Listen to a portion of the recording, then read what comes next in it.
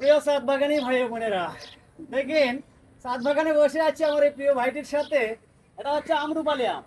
অনেকগুলো আম আসছে ভাই, দেখেন ছাদের মধ্যে, একটা ড্রামের মধ্যে। আর আপনারা যারা মাটিতে রোপণ করে বলেন যে ভাই আমার গাছে 2 বছর হয়েছে আম আসে না, ভাই কেন কেন আম আসবে না? করলে রত্ন পাওয়া যায়। এই যে দেখেন, এখানে 3টা আমরুপালি গাছ, প্রত্যেকটা গাছে ডামের ভিতরে অনেক সুন্দর ফল আসছে।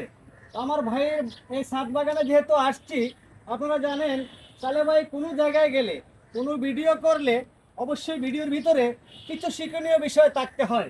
তো ভাইয়ের কাছে আমার এই পরামর্শ থাকবে, যেগুলাতে আম নাই এখন এগুলা, এই যে দেখেন, এটা থেকে কুশি কিন্তু আসতে অনেকটা সময় লাগবে। পাশাপাশি এই যে দেখেন, এটাতে আম নাই। এটাকে যদি আমি এই গিটের সাথে কেটে দিই, যদি দেখেন এই গিটের সাথে কেটে দিই, এখান থেকে নতুন ডালটা সহজে বের হবে। এই যে দেখেন, এখান থেকে সহজে নতুন ডাল বের হবে। একটু নিচে কাটতে হবে, নিচে। আর আম খাওয়ার পরে, আম যখন আপনি হারভেস্ট করবেন, এখান থেকে কাটবেন, এখান থেকে কাটবেন, দেখেন এখান থেকে কাটবেন, এটা এখান থেকে কাটবেন। এখান থেকে যখনই কাটবেন তখন এখান থেকে কুশি বের হবে।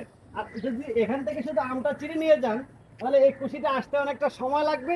আর পরে যদি প্রুনিং করেন, তাহলে সেই গাছে ফল হবে না।